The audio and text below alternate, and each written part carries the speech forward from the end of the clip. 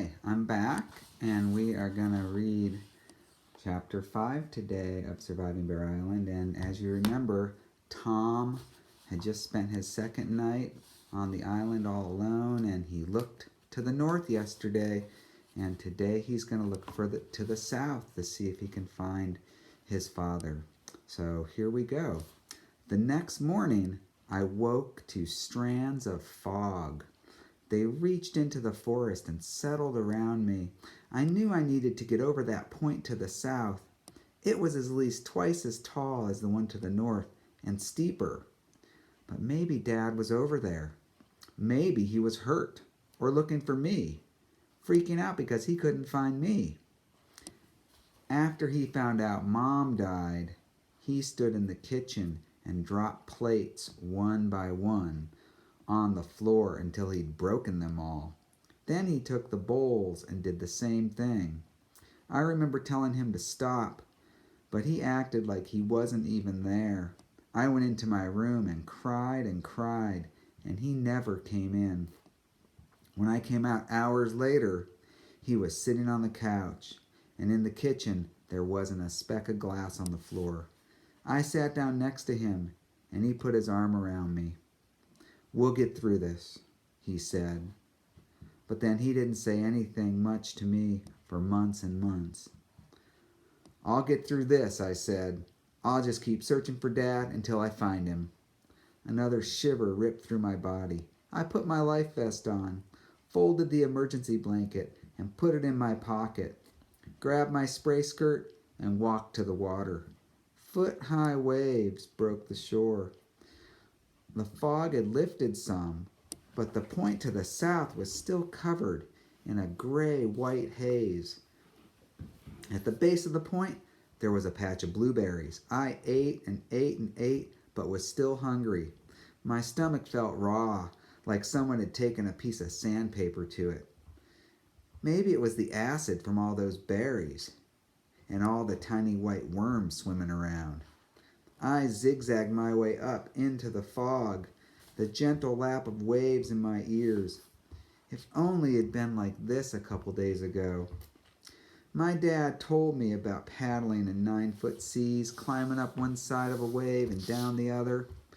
It wasn't so much the waves, but what you did in them, how you responded to them, he'd said. If only I'd done something different. If only I'd done what I was supposed to do. I stomped on a skunk cabbage plant over and over, smashing the 3-foot-tall leaves into green mush. Sweat ran down my neck. I stared at the mush, not wanting to move.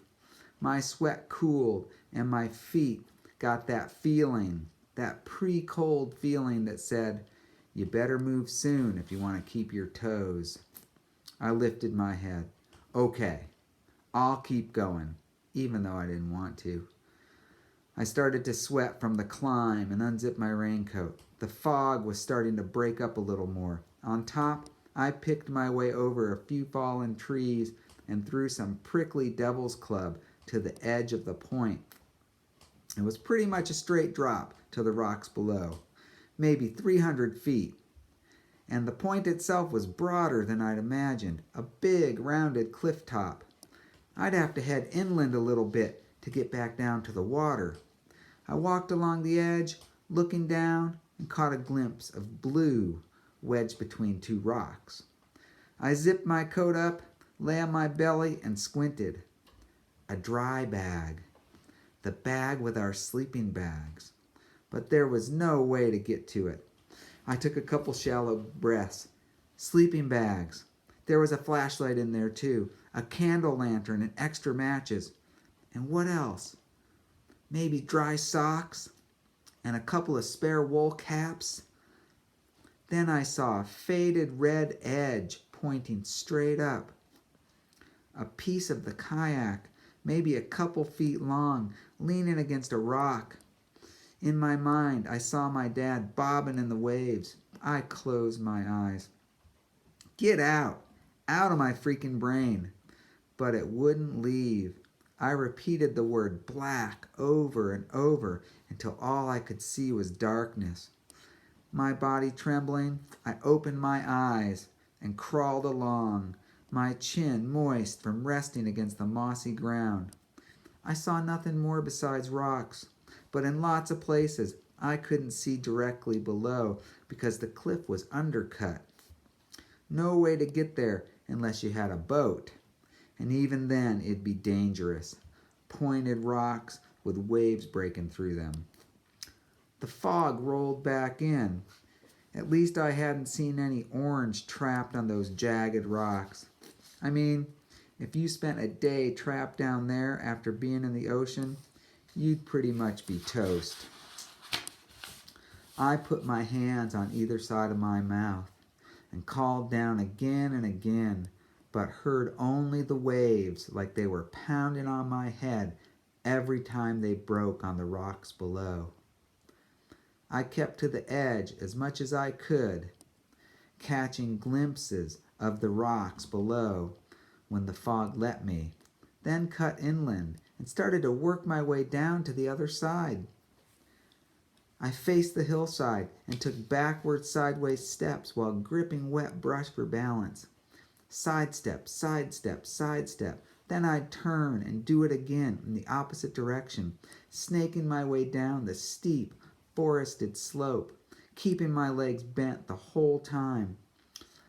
I stepped onto the beach and straightened my legs. I turned, and through the thin fog, saw an orange dot at the far end of the cove.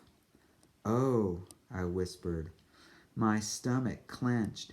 My throat tightened. I swallowed. "Dad!" And that's the end of chapter 5. And here comes chapter 6.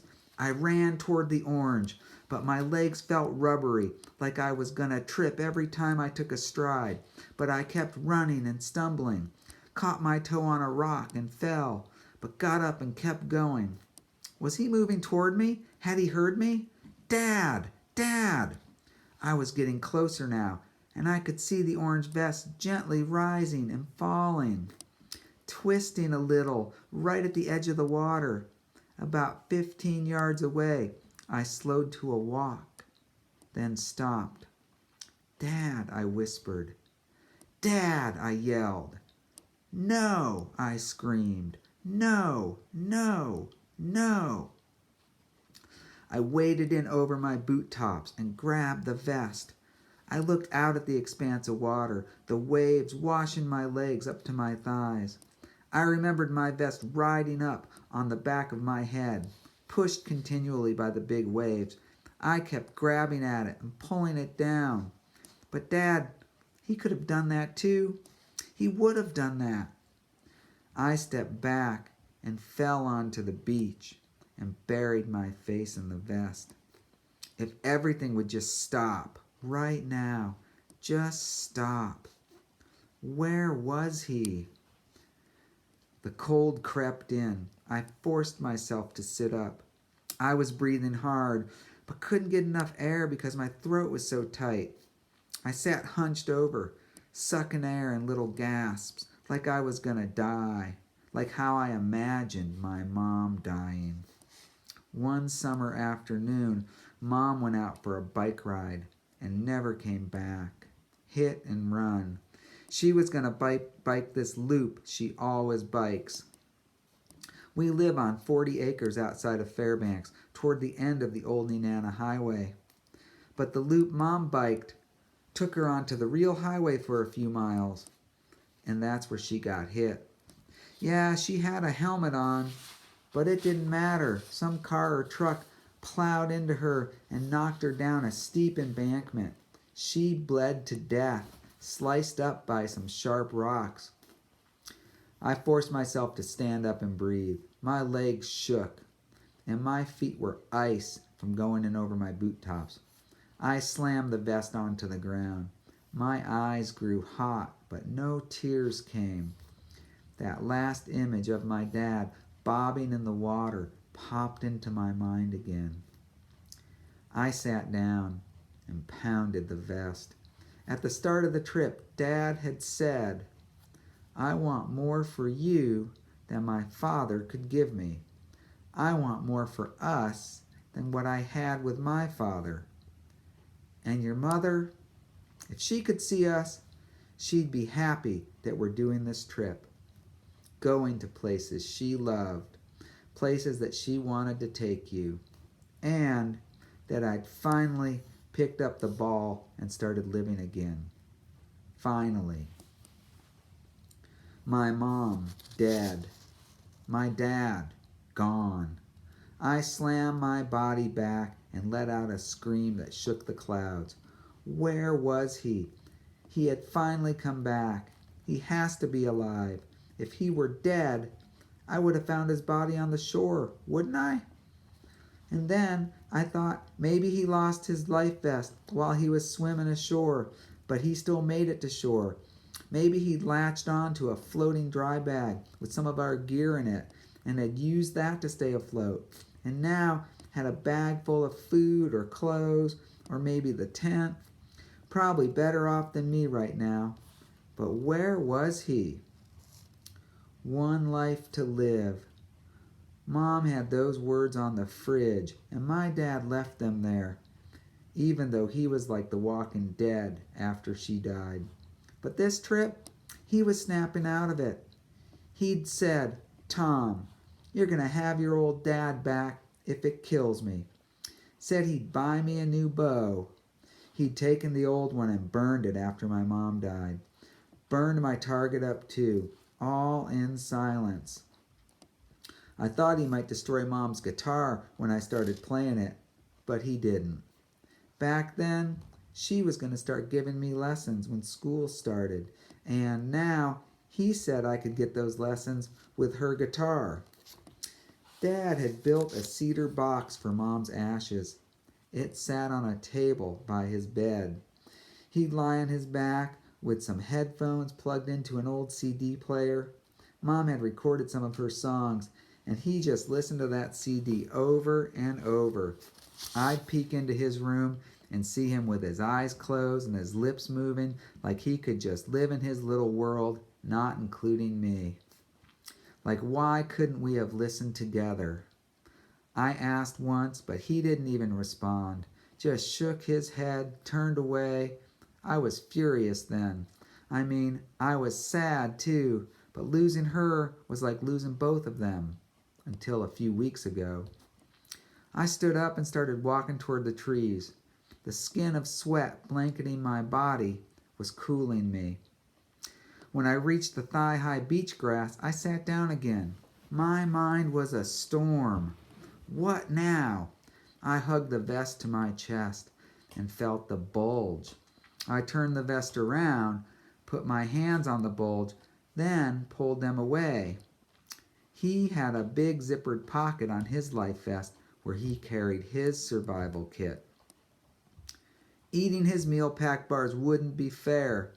Then another thought crept into my mind on top of the first one. He'd want me to have them, to have what I need.